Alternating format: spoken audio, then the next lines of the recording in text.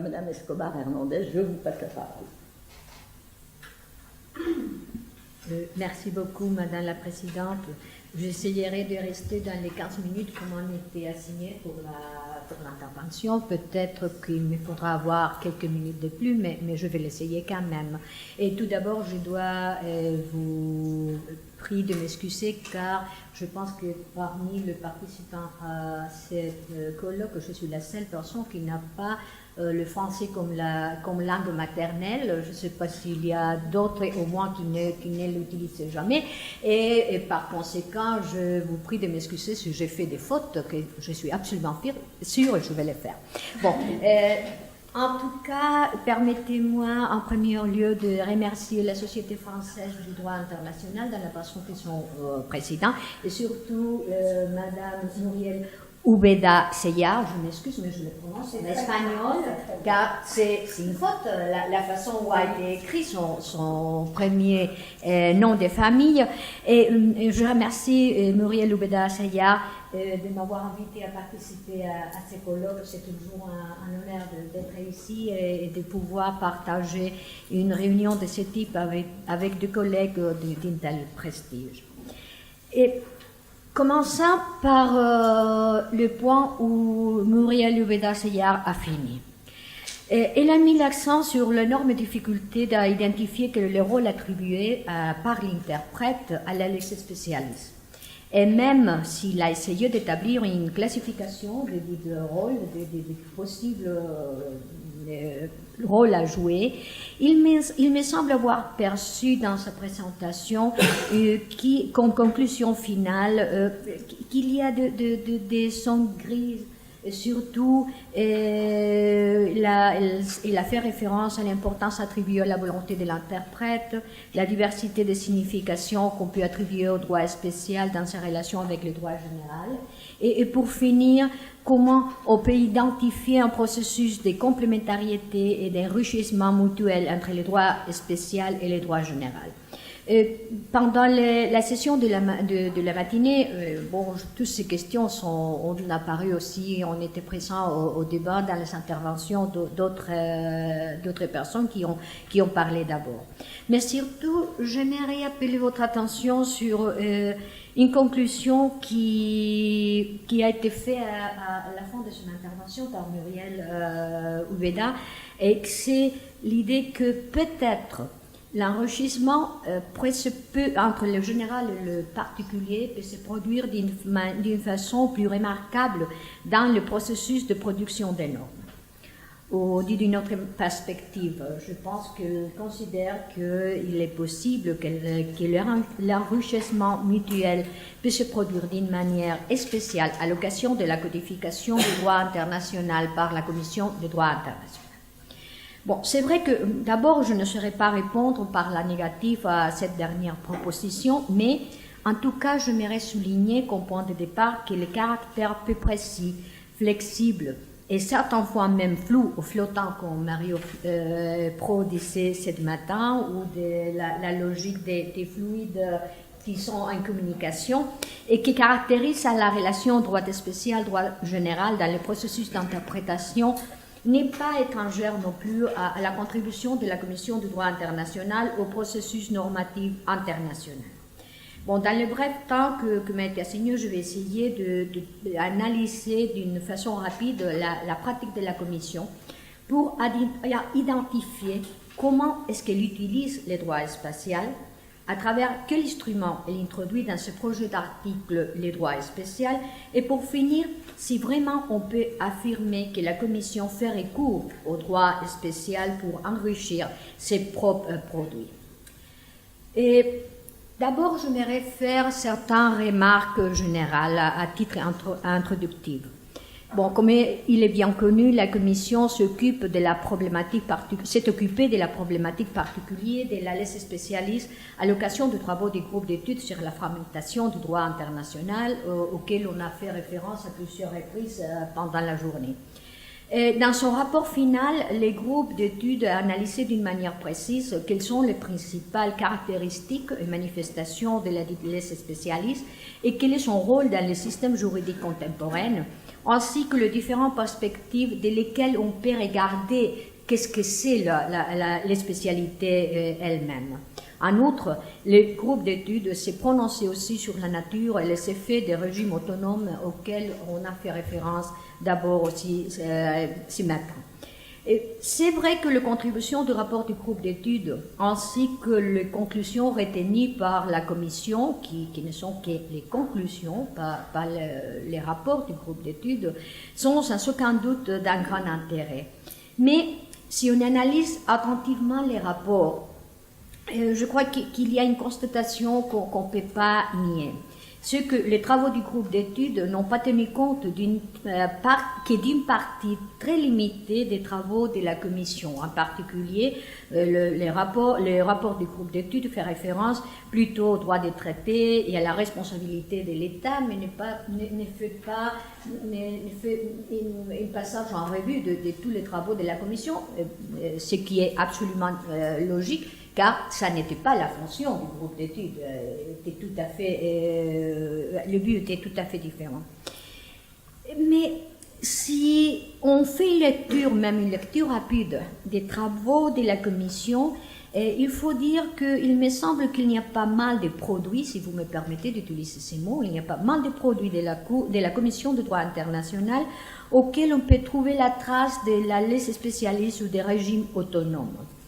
Ce qui, d'autre part, est logique si on tient compte du mandat même de la Commission, qui, comprenant tant le développement progressif que la codification, a pour objet de produire des propositions normatives. Et que, par conséquent, en exerçant son mandat, la Commission doit nécessairement tenir compte des règles existantes, aussi du droit général que du droit spécial, pour s'inspirer, doit aussi analyser les relations de ses propres projets d'articles avec d'autres règles ou avec des règles du droit international afin d'assurer la plus grande cohérence du système juridique international, si jamais ça c'est possible. Et pour finir, la Commission ne peut non plus négliger les lignes de tendance, bien soit de portée générale, soit de portée particulière, du droit international qui pourrait avoir d'incidence dans la proposition d'un concret projet d'article. Tenant compte de ces considérations préalables, on pourrait penser que la Commission est un bon laboratoire pour identifier l'enrichissement mutuel entre le droit international et le droit spécial dans le processus de production normative. Et en effet, je pense qu'il s'agit d'un bon laboratoire, mais comme presque toujours, quand on se trouve en laboratoire, le résultat final des travaux ne répond pas qu'à la technique de l'apprentissage par tâtonnement. Et une telle technique ne répond pas à une procédure linéaire, standardisée et uniforme.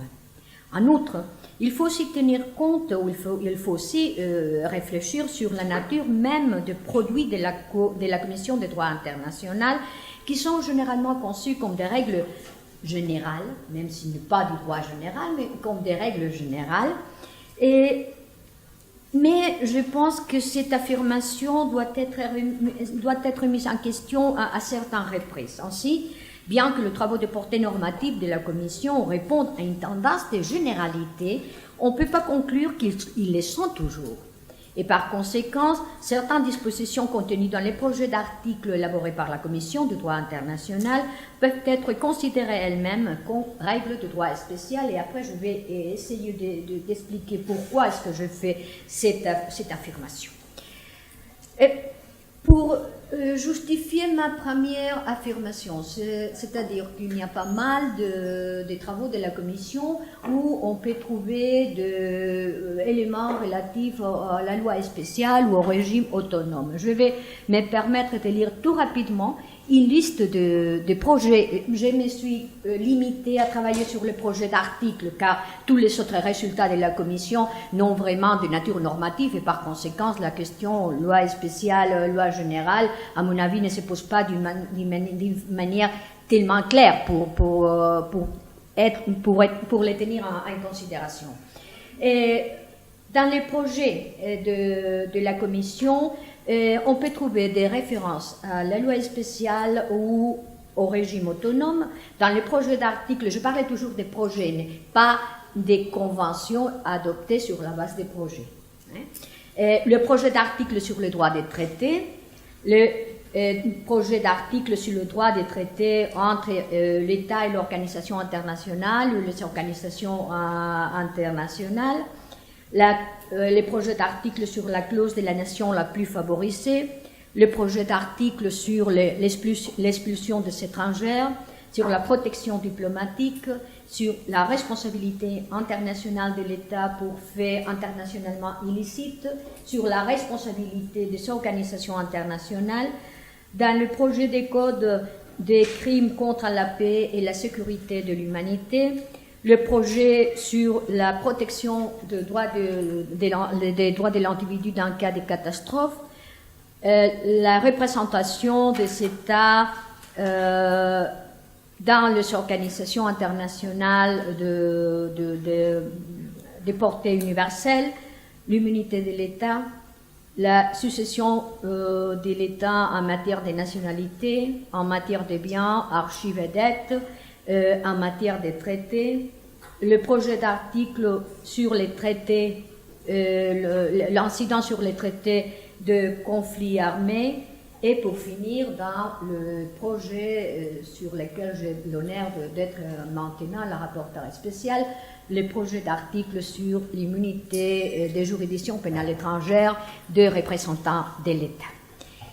Et la liste, ce n'est pas une liste courte, pas du tout. Ouais. Alors, ça veut dire que la problématique de la loi spéciale a été toujours présente dans les travaux de la Commission. Même, je dois le dire, je dû faire face à la question de la loi spéciale dans le cadre de l'article, du projet d'article premier du projet sur les immunités des juridictions pénales. La Commission, je dois dire que la Commission n'a pas été toujours consciente de qu'elle travaille sur la question de la loi spéciale d'une façon systématique, ni à travers de l'utilisation d'une technique unitaire. Et si on révise la pratique sur laquelle je viens de parler, on peut trouver que la Commission a utilisé dans ses travaux trois techniques que, en principe, on pourrait considérer qu'elles sont différentes, mais qui, pour finir, ne le sont pas tellement. La première, c'est la définition du champ d'application du projet d'article, tant du côté positif que du côté négatif. En deuxième lieu, les dites clauses en préjudice, que quelquefois apparaissent à l'intérieur de dispositions relatives au champ d'application et d'autres fois sont des règles, des clauses, des dispositions autonomes. Et pour finir, les clauses dites les spécialistes, en particulier l'exemple le plus remarquable, vous les connaissez tous, c'est l'article 55 sur le projet d'article de la responsabilité de l'État pour acte international illicite. Bon, et on pourrait dire qu'il y a trois approches, trois voies pour regarder les spécialités que la Commission va utiliser l'un ou l'autre selon quelles sont les intentions de la Commission, qu'est-ce qu'elle prétend à chaque moment pour utiliser une procédure ou autre. En réalité, je crois qu'une telle affirmation ne se soutient pas. Ne se soutient pas sur la pratique, surtout quand on analyse non seulement les tests des articles inclus dans les projets d'articles adoptés par la Commission, mais surtout quand on analyse les commentaires qui, comme vous savez très bien, font partie essentielle des travaux de la Commission et sans lesquels c'est très compliqué de pouvoir comprendre qu'est-ce que sont les projets d'articles et savoir qu'est-ce que la Commission veut dire à cet égard. Et mon avis, d'après l'examen de la pratique, c'est que la Commission, sauf peut-être quelquefois quand il se penche, quand il utilise la règle la technique de la délimitation du champ d'application, la Commission n'a pas d'appréciation, une idée à l'origine. Et pourquoi est-ce qu'il va utiliser un élément ou un autre? Ce qui est important pour la commission, et c'est ça que j'ai ressenti moi-même pendant mes travaux à la commission tout au long des dernières 5 années, ce que j'ai ressenti, c'est que pour la commission, ce qui est important, c'est quel est l'effet qu'on prétend attribuer à la loi spéciale, au droit spécial. Et de cette façon, je pense qu'on pourrait dire qu'en général, il y a on peut classifier en 3 groupes les effets que la Commission prétend attribuer ou qui accorde à la loi, en faisant référence à la loi spéciale. Et en réalité, je pourrais dire même qu'ils peuvent se résumer en des groupes, car le second et le troisième, pour finir, fonctionnent d'une façon très semblable. Les premiers groupes de faits, c'est certaines dispositions qui ont pour effet d'exclure l'application du régime juridique plus général, c'est-à-dire de dire, bon, le prochain projet d'article s'applique sans qui porte préjudice ou sans affecter au régime existant en tel ou tel autre régime, ou en disant, bon, le présent projet d'article ne s'applique pas à tel ou tel régime. La rédaction, c'est tout à fait différent, mais pour finir, quand on regarde le débat à la commission et les commentaires, les faits qu'on poursuit, c'est les mêmes. Je peux vous mentionner à titre d'exemple, c'est pas absolument pas du tout exhaustif, mais pour avoir certains exemples. Dans le projet d'article sur l'expulsion des étrangers, l'article 1, paragraphe 2, champ d'application, il paraît que, pardon, le 1, paragraphe 2, a l'intention tout à fait claire d'exclure l'application du régime dit général de la Commission aux diplomates et à autres personnes qui ont un statut spécial et qui sont soumis à des règles spéciales pour l'expulsion du territoire de l'État. Il se passe de la même façon, si vous regardez par exemple le projet sur l'immunité des États, les articles 3 et 12, ou les projets en cours sur l'immunité des juridictions pénales étrangères de représentants de l'État, en particulier l'article 1, paragraphe 2. Le deuxième groupe sont le second type d'effet, c'est la compatibilité, de garantir la compatibilité entre le régime plus général et le régime spécial. Et le troisième fait référence à la complémentarité. On n'a pas une intention très claire d'établir la compatibilité, mais si de les faire devenir complémentaires. Et probablement, si on regarde la pratique, au moins jusqu'au point où j'ai étudié la pratique de la Commission à l'égard de ce sujet, je crois qu'on peut affirmer que la plupart des dispositions de la Commission, des projets d'articles de la Commission où on fait référence au droit spécial, en réalité, essayent de compatibiliser le général et le particulier. D'établir d'une certaine façon ou une autre un équilibre entre les deux et de garantir la possibilité d'un régime qui devienne plus général, jamais général d'une façon absolue, mais plus général avec des exceptions spécifiques d'un certain régime. Et pour vous donner des exemples concrets, dans le domaine des droits des traités, par exemple, la référence dans le travaux des droits des traités entre États et des organisations internationales aussi, la référence aux règles de l'organisation comme un critère de préférence, mais ainsi comme un critère d'interprétation. Alors, nous sommes face à la compatibilité ou à la complémentarité. À l'égard de l'immunité des États, l'article 3, à quel je fais référence d'abord, on peut peut-être interpréter aussi comme une sorte, les 4 comme une sorte de complémentarité. L'immunité sur l'immunité des juridictions pénales étrangères si on regarde à l'article 4, paragraphe 3, qui a été déjà provisoirement adopté par la Commission, et au projet d'article 6, paragraphe 3, qui a été provisoirement adopté par le comité de rédaction, on dit quelque chose de très curieux à l'égard de la relation entre l'immunité rationnelle matérielle et l'immunité rationnelle personne. On établit l'immunité rationnelle personne et on dit bon, mais il y a certaines personnes, la Troïka, qui jouissent de l'immunité jusqu'au moment où on se produit le terme de mandat, sauf qu'ils puissent bénéficier du régime de rationnelle matérielle par application des règles du droit international. On ne dit rien de plus.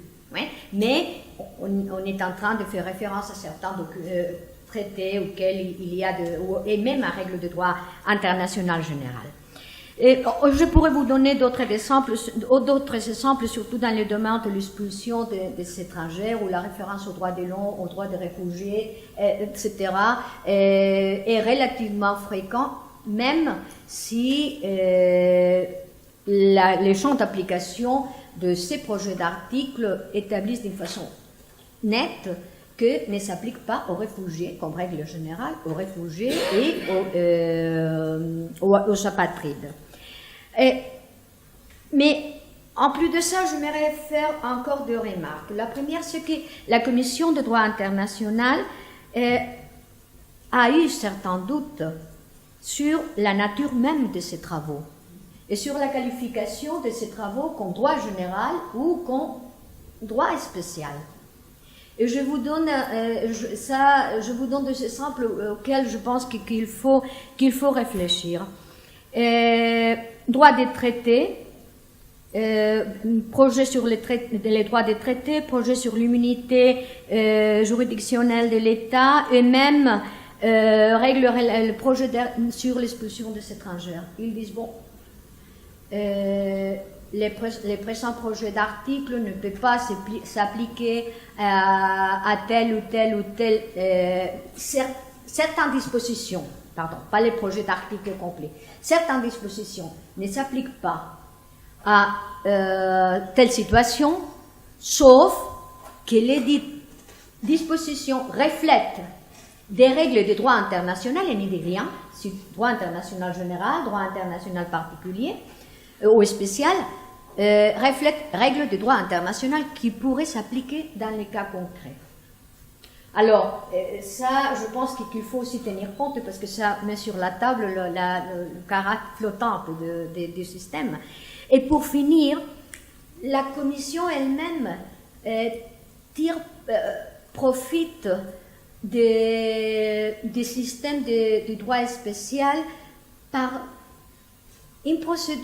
travers une technique qui, à mon avis, c'est normal dans tout système normatif ou dans toute norme interne ou internationale, que c'est d'établir des règles spéciales à l'intérieur du projet d'article.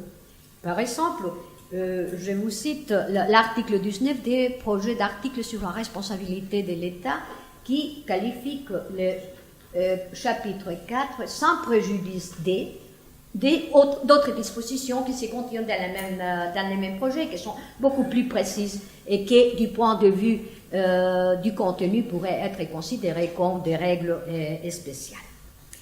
Et le dernier point auquel j'aimerais me faire référence, c'est l'utilisation de la loi spéciale comme une source d'inspiration pour l'élaboration des règles de vocation générale élaborées par la Commission de droit international. Bon, c'est une technique traditionnelle qu'on utilise d'une façon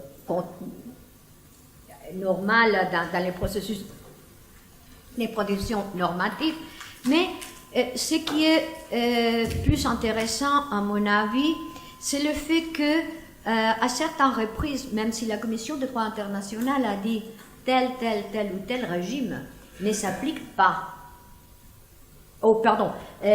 les projets d'articles ne s'appliquent pas à tel ou tel régime, elle utilise ces régimes pour définir les règles qui se contient dans le projet d'article de caractère plus général de la Commission. Et vous me permettrez de faire référence tout simplement comme exemple à mon sujet, si je peux dire mon sujet, entre guillemets, l'immunité des juridictions pénales des représentants de l'État. Si vous lisez l'article 1 et paragraphe 1 et paragraphe 2, vous trouverez qu'on dise que s'applique ces régimes, que les projets d'articles s'appliquent à la juridiction pénale étrangère, ça veut dire qu'il ne s'applique pas à le régime applicable au régime d'immunité devant les tribunaux internationaux. Point premier. Et deuxièmement, dans les paragraphes 2, on dit que les projets d'articles est sans préjudice des régimes de l'immunité diplomatique applicable dans le cadre des organisations internationales, missions spéciales, consulaires et aux forces armées. Mais je peux vous assurer que la Commission a utilisé tous ces régimes pour avancer dans ses travaux. Et si vous lisez les commentaires non seulement de l'article premier, mais aussi tous les autres qui ont été adoptés jusqu'à maintenant, vous pouvez trouver toujours des traces des régimes spéciaux auxquels ne va pas jamais s'appliquer, en principe on ne peut pas s'appliquer le projet d'article, mais qu'il faut tenir compte et qu'ils sont servis ils ont été utilisés comme une source d'inspiration pour les travaux de la Commission ou pour justifier une certaine décision. Alors, ça veut dire que la Commission travaille d'une façon différente à la façon dont travaillent les organes, les vrais organes de décision normative en droit international. Mais pas du tout. Ce que fait la Commission, c'est d'utiliser les techniques traditionnelles qu'on utilise quand on élabore, quand on produit un test, un instrument normatif. Et qu'en conclusion, parce que je sais, j'avais 5 minutes il y a 2 minutes, ou il y a 3 minutes, alors je n'ai que 2 minutes. De toutes petites conclusions. Et je vais les dire d'une façon télégraphique. D'abord, les relations, l'enrichissement ou les rôles du spécial dans le processus normatif n'est pas plus systémique que dans le cadre de l'interprétation ou l'application du droit. Je crois que c'est très difficile certaines fois de dire si les travaux de la Commission font partie du droit général ou du droit spécial. En tout cas, la Commission ne se pose pas trop de questions à cet égard. Je crois qu'on peut apprécier une tendance en faveur d'utiliser des techniques de complémentarité ou de complémentarité, ou de compatibilité, c'est-à-dire à faire une intégration des systèmes, à favoriser l'intégration et la cohérence des systèmes. Et surtout, et ça c'est ma dernière remarque, ma dernière conclusion, l'influence du droit spécial se produit surtout par voie de l'utilisation du droit spécial pour définir les contenus matériels des règles, des dispositions contenues dans les règles qui sont les projets des règles qui sont élaborés par la Commission. En tout cas, nous avons dans la salle une personne, M. Alain Pelé, qui est beaucoup plus spécialiste que moi, car il a été à la Commission pour beaucoup des années et qu'il connaît très bien l'évolution de la plupart des travaux que je viens de mentionner, alors je parle toujours sous son autorité. Merci beaucoup.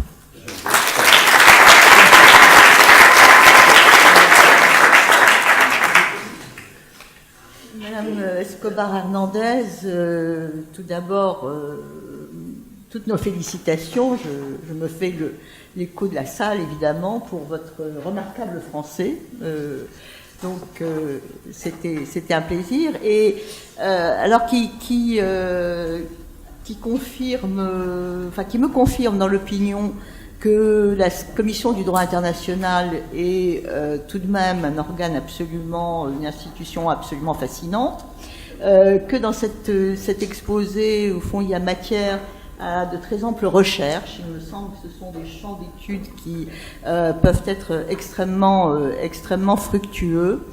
Dans mes souvenirs de jeunesse, à propos de ces rapports entre droit général et droit spécial au sein de la CDI, il y a le souvenir, il y a l'exemple illustre de la Commission du droit international qui était dans un casier échec pendant des années parce qu'elle a pris le droit de la responsabilité internationale à travers le prisme des dommages causés, des préjudices causés aux étrangers, jusqu'au moment où elle a adopté un point de vue plus général, mais ce qui l'a conduit d'ailleurs pour les 3/4 des exemples qu'elle avait, à se fonder sur ces fameux dommages les préjudices subis par les étrangers.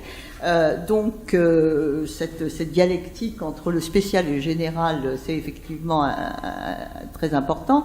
Et alors là, un propos peut-être un peu provocateur, je me demande si parfois le fait de qualifier de spécial et de mettre de côté tel ou tel thème n'est pas une bonne politique de codification, c'est-à-dire mettre de côté les exemples ou les situations qui vont vraiment provoquer des oppositions et qui ne sont pas mûres pour être codifiées, quitte à ensuite à les réintégrer d'une autre façon sous forme d'exemple ou en limitant l'apport.